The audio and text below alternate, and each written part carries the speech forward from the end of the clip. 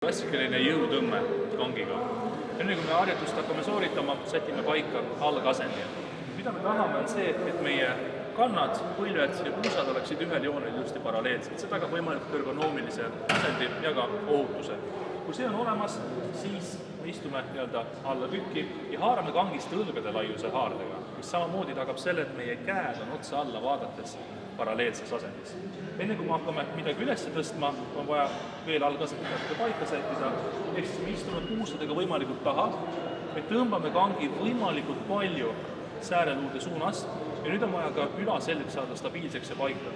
Meid on kõrvalt vaadates kogu meie üldisammas on ilusti neutraalne, ehk siis alaselg on siirige, sama kui ülaseljaga. Me tahame saada lai lihased pingesse, ehk kujutame ette, et me tõmbame kangi enda poole, nagu teeks sellist siirgete kätega alla tõmbamist. Tõmbad käsi enda poole, tunned, kuidas lai lihas on pinges. Pilk on maas, kael on neutraalne.